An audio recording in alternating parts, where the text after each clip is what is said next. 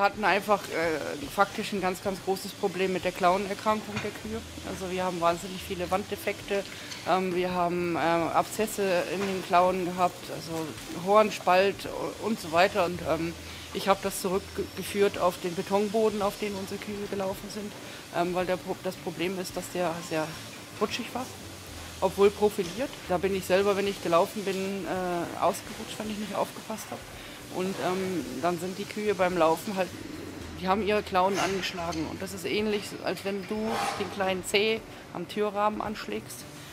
Ist das bei den Klauen genauso, weil da ist Leben drin und dann hat es einen Bluterguss und der kann nirgends hin.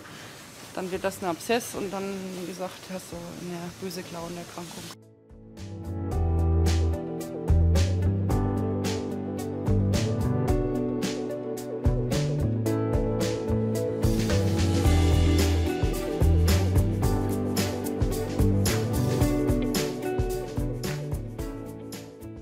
Das Rind als Barhufer ist ein Weichbodengänger. Die Außenklaue ist ein bisschen länger wie die Innenklaue.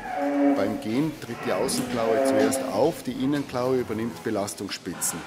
Das kann natürlich nur funktionieren, das Entlasten der Außenklaue und das Belasten der Innenklaue, wenn die Außenklaue leicht einsinken kann. Das ist beim Gummi gegeben.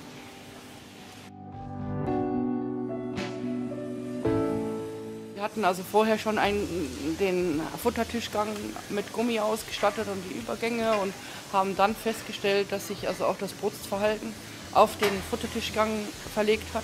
Und du hast also vor allen Dingen auch gesehen, dass sich das Gangbild der Kuh verändert hat. Also die Kühe sind nicht mehr herumgeschlichen, sondern die sind halt flott, fleißig unterwegs gewesen. Ja, grundsätzlich ist einfach wichtig, dass die Kuh fit unterwegs ist. Also weil die muss ja zum Melken gehen, die muss zum Fressen gehen. Und wenn die Füße krank sind, die geht sie weniger.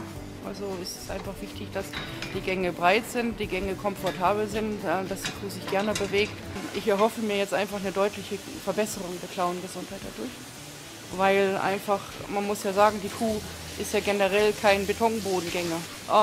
Es ist halt total kontraproduktiv eigentlich, dass man so ein Tier auf Betonboden hält. Also schon allein die Abnutzung der Klaue funktioniert dann halt nicht mehr richtig. Du hast keinen Tragrand, der sich ausbildet. Das musst du alles vom Klauenpfleger nachschneiden lassen. Also es ist halt eigentlich total falsch, was wir tun.